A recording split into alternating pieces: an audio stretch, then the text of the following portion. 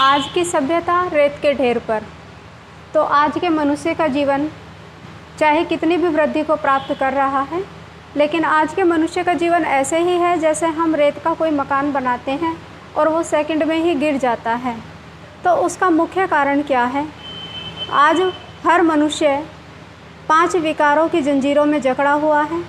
काम, क्रोध, लोभ, मोह और अहंकार। 5 विकारों की जंजीरों में आज हर मनुष्य जकड़ा हुआ है, जिसके कारण से व्यसनों के वशीभूत हर मानव बनता जा रहा है। मद्यपान, धूम्रपान, मांसाहार, अश्लील नॉवेल्स, अश्लील फिल्म्स आदि सब आज की जो दुनिया है, आधुनिक युग जो है, इन्हीं सब चीज़ों के आधार पर टिका हुआ है। और ये सब जैसे कि रेत का बना हुआ घर है, जैसे रेत का बना हुआ घर सेकंडों में ढह जाता है, ऐसे ही आज के मनुष्य का जीवन है। चाहे आज वो कितना भी ऊंचाइयों को प्राप्त कर रहा है, लेकिन उसका चारित्रिक मूल्य दिन प्रतिदिन घटता ही जा रहा है। उसमें चाहे कोई धर्म सत्ता हो, आज हम देखते हैं कि धर्मों की भी ग्लानि बढ़ती जा रही है और धर्म भी इन विकारों की जंजीरों में जकड़ गए हैं। राजनीतिक सत्ता भी इन विकारों की जंजीरों में जकड़े हुए हैं। यहाँ तक कि शिक्षा के क्षेत्र में जो अध्यापक होते हैं वो खुद भी इन विकारों में जकड़े हुए हैं।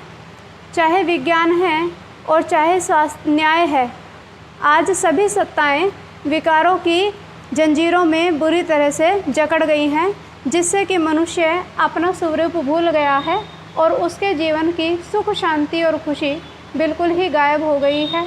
इसलिए आज हम देखते हैं कि बहुत सारे लोगों को डिप्रेशन होता है, तनाव होता है, चिड़चिड़ापन होता है, ईर्ष्या द्वेष होती है, जिससे वो बिल्कुल ही अपना मानसिक संतुलन खो बैठा है, जिस कारण से उसके अंदर निर्णय शक्ति की बिल्कुल ही कमी हो गई है।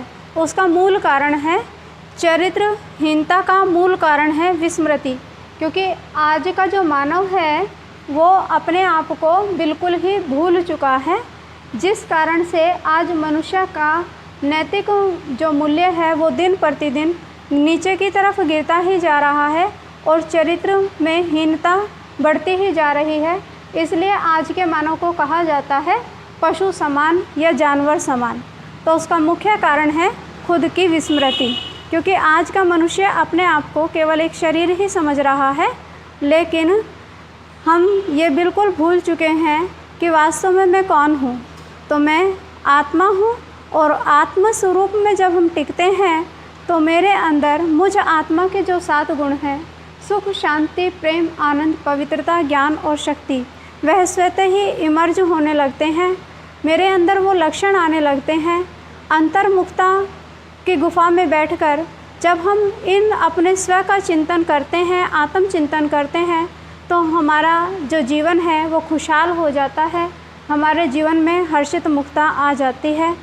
तो इस तरह से हम अपने जीवन को सुदृढ़ बना सकते हैं। स्व लक्षण से ही हम देव पद की प्राप्ति को कर सकते हैं, क्योंकि कल का भारत स्वर्ग था और आज का भारत को नर्क कहते हैं, कलयुग कहते हैं, क्योंकि कलह कलेश की दुनिया है।